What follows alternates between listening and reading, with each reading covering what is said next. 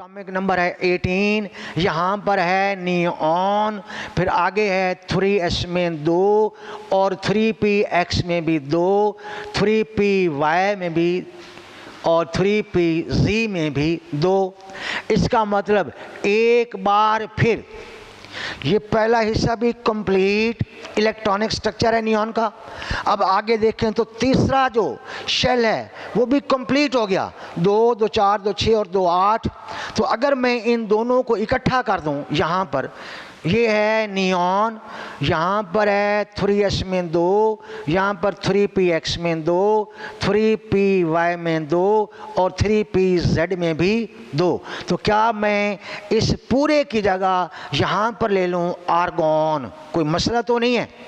आगे जाके हम देखेंगे कि जब डी ब्लॉक की तरफ मूव करेंगे तो हमारे पास आर्गॉन भी आएगा। तो इस पूरे को हमने आर्गॉन के बराबर ले लिया, क्योंकि अब आर्गॉन जैसी कंप्लीट इलेक्ट्रॉनिक स्ट्रक्चर उसकी आ गई। तो ये है इलेक्ट्रॉनिक स्ट्रक्चर। ये क्या है? Electronic structure based on noble gases, यानी कंप्लीट इलेक्ट्रॉनिक स्ट्रक्चर की बुनियाद पर। एक होता है इलेक्ट्रॉनिक स्ट्रक्चर और एक होता है एटॉमिक स्ट्रक्चर। इलेक्ट्रॉनिक स्ट्रक्चर में आपने यूं बनाना है, जबकि एटॉमिक स्ट्रक्चर में ऑर्बिट्स बनाने हैं, दायरे लगाने हैं। ये था अबाउट द ब्लॉक्स और उनकी इलेक्ट्रॉनिक कॉन्फ़िगरेशन, उनका complete electronic structure.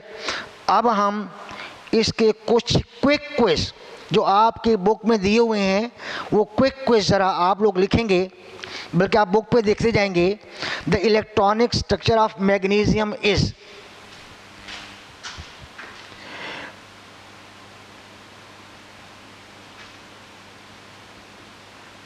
Quick quiz. इसका जो क्वेश्चन नंबर 1 है वो यूं है कि कंप्लीट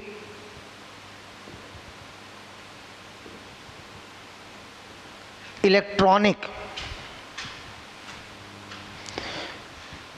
स्ट्रक्चर ऑफ, कंप्लीट मैं लफ्ज़ नहीं लिख रहा, electronic structure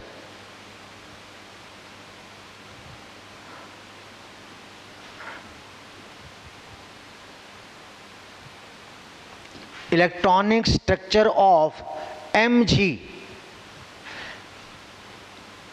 is 1s2 2s2 2p6 and 3s2. Complete electronic structure of magnesium is 1s2 2s2 2p6 3s2. Write down the electronic structure of aluminium in the same notation.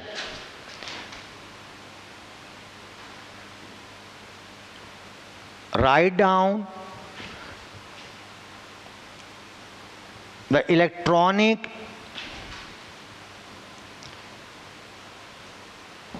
structure of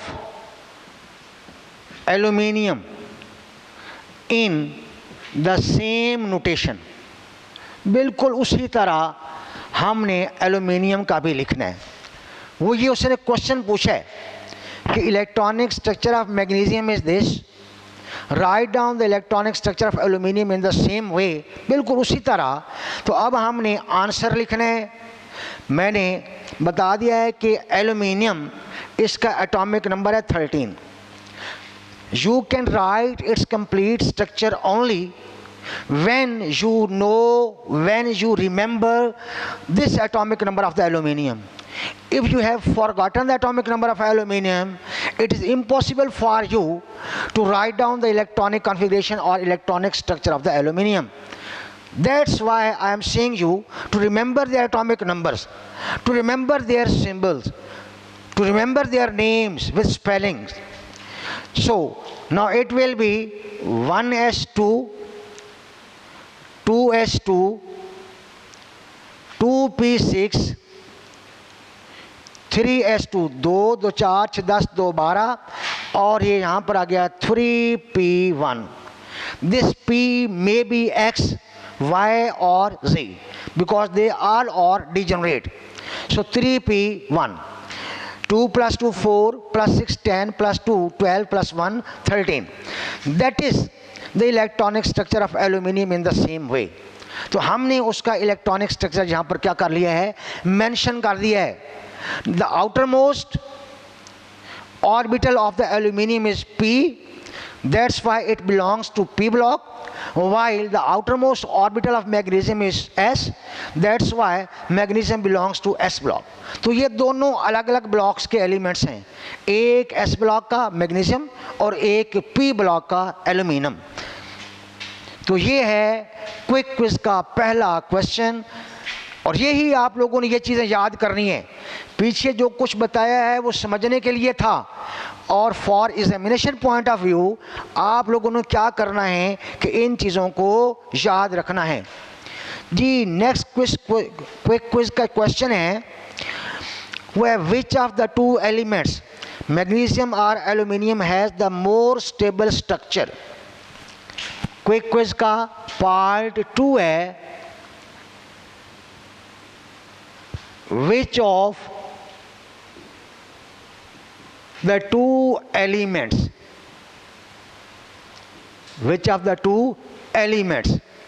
that is magnesium or aluminum,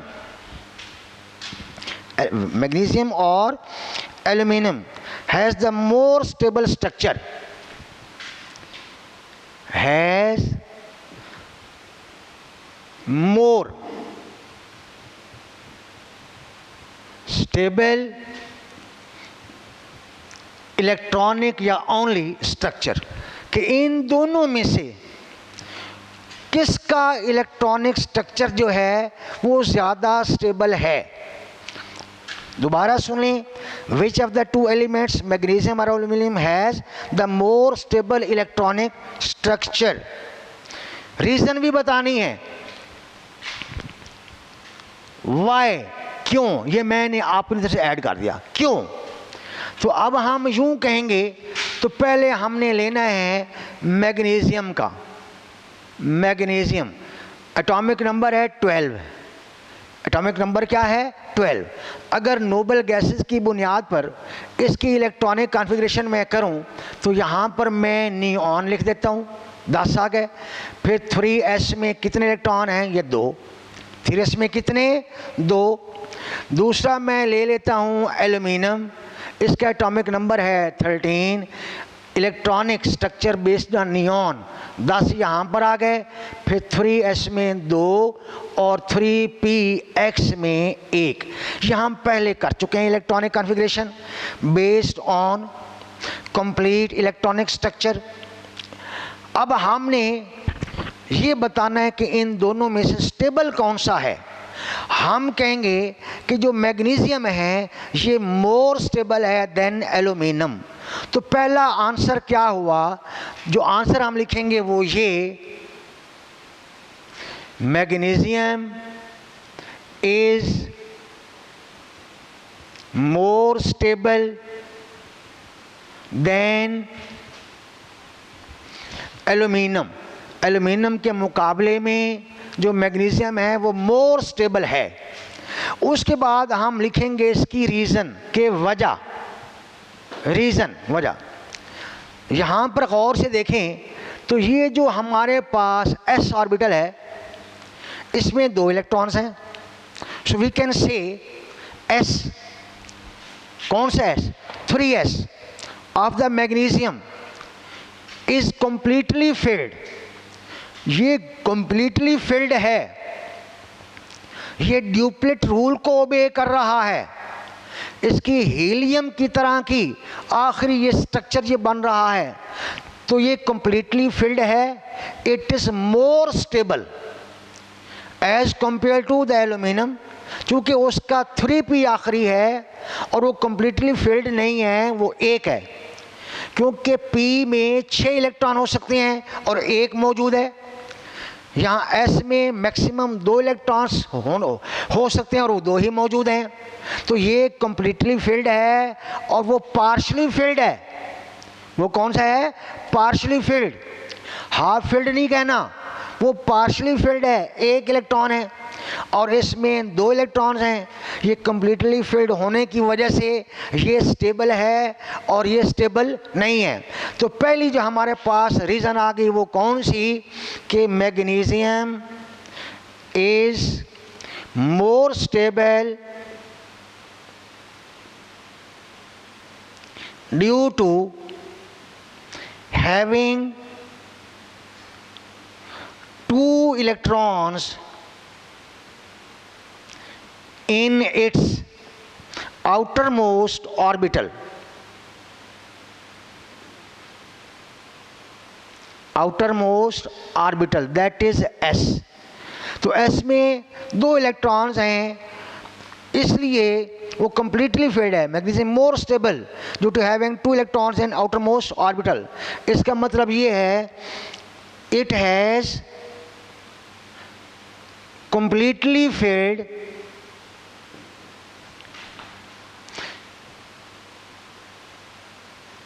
S orbital, जबकि aluminium में हम क्या कहेंगे, while जबकि aluminium has partially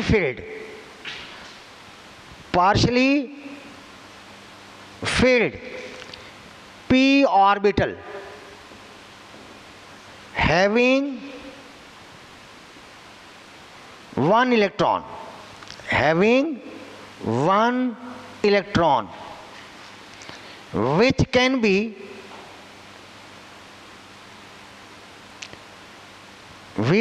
be given out easily, जो बड़ी आसानी से निकाला जा सकता है। ये कंप्लीटली फिल्ड है, इसमें से इलेक्ट्रॉन्स को निकालना बहुत मुश्किल है। वो पार्शली फिल्ड है और इस इलेक्ट्रॉन को बड़ी आसानी से निकाला जा सकता है, लिहाजा ये स्टेबल है और वो लेस स्टेबल है। ये कंप्लीटली फिल्ड है और ये पार्शली फिल्ड है। एक और वजह, दूसरी reason, the ionization energy of Mg is 738 kilo joule per mole. Magnesium की जो आयनाइजेशन एनर्जी है वो है 738 kJ पर मोल। ये ख्याल रखिएगा, ये 7 है ionization energy of magnesium, while aluminium has ionization energy that is I think 578, मैं कंफर्म भी कर लेता हूँ, 578 kJ पर मोल। एल्यूमिनियम की जी 578 kJ पर मोल है। अब जिसकी आयनाइजेशन एनर्जी ज़्यादा हो वो मोर स्टेबल होता है, और जिसकी आयनाइजेशन एनर्जी कम हो वो लेस स्टेबल होता है। लिहाजा magnesium is more stable due to having 738 kJ per mole ionization energy, while aluminium has IE value 578 kJ per mole, that's why it is less stable। तो ये दूसरा जो क्वेश्चन था क्विक क्विज का, उसका ये आंसर आप लोगों ने समझ लिया। नेक्स्ट हम एक और क्विक क्विज ले रहे हैं। ये वो चीज़ें हैं जो आप लोगों ने याद करनी है।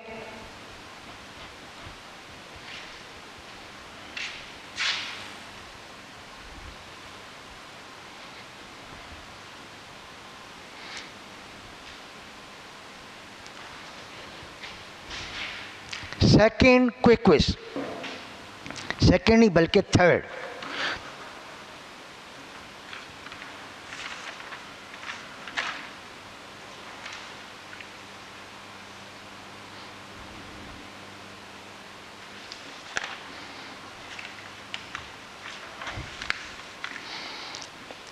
तीसरा है, उसके 2 पार्ट हैं। तीसरे क्वेश्चन के 2 पार्ट्स हैं।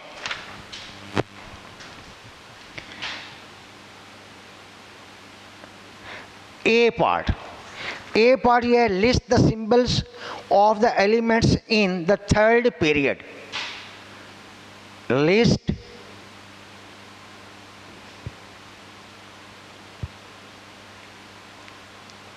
the elements, list the symbols, list the symbols of elements in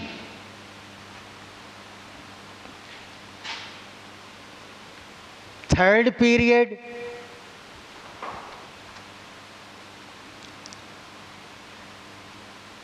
in increasing atomic number, in increasing atomic number.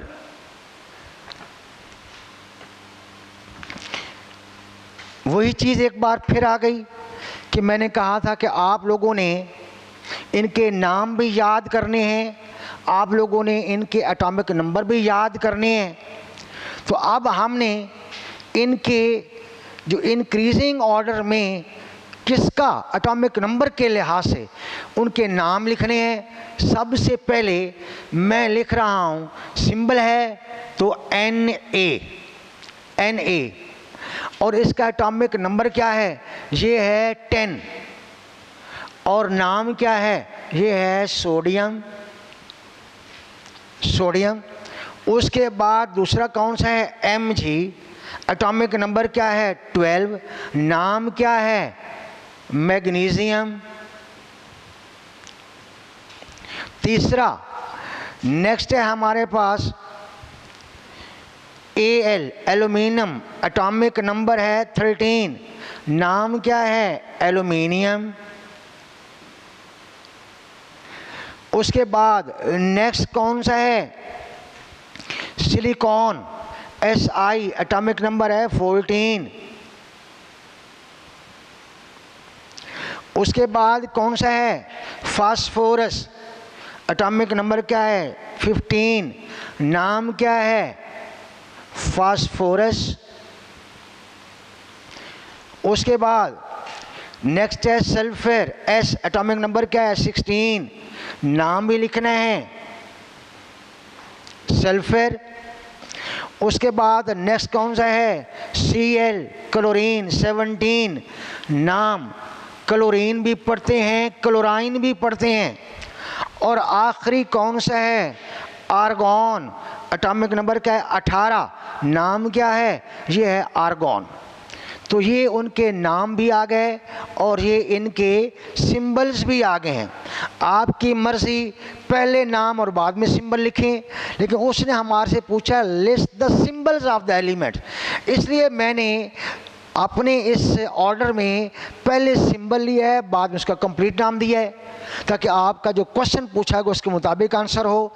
May be कि आपको कहीं से पहले नाम और बाद में सिंबल मिले, आपकी मर्ज़ी, लेकिन that is the best way to represent 10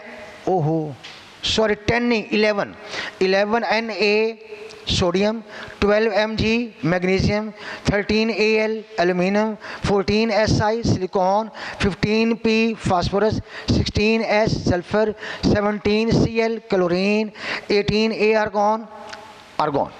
तो आपने भी इसका ना ज़रा हाँ कर लें जी। नेक्स्ट अब इसका एक बी पार्ट है। अब बी पार्ट इसका क्या है, which of the elements are, which of these elements are जी। नेक्स्ट क्वेश्चन देखें, which of these elements are, कि ये जो एलिमेंट्स हैं ये क्या क्या हैं। इसका मतलब वो ये पूछना चाह रहा है कि इनके ब्लॉक्स कौन से हैं, इनके ब्लॉक्स कौन से हैं और ऐसा क्यों है। तो अब हमने इसका आंसर देखना है कि इसमें हम लिखेंगे कि Na सोडियम, एलिमेंट मैग्नीशियम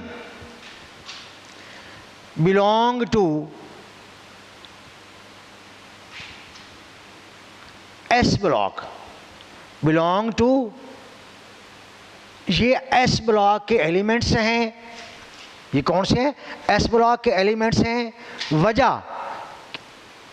वजह क्या है? ये because both have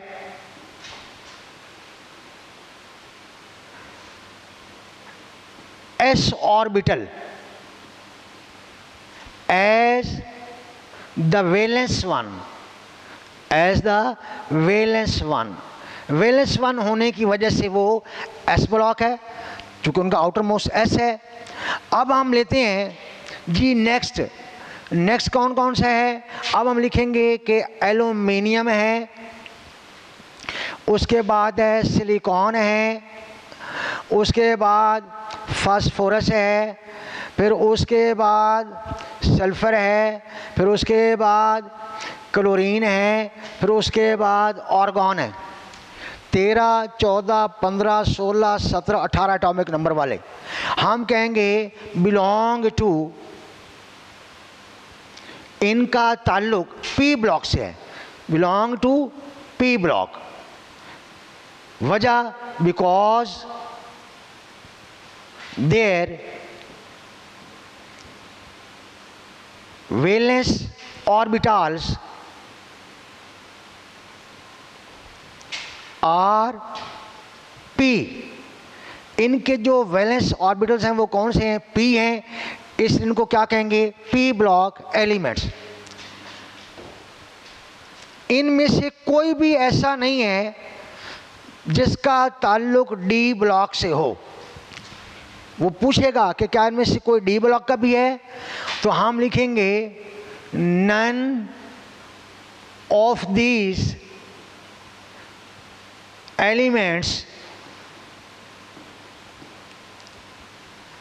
belong to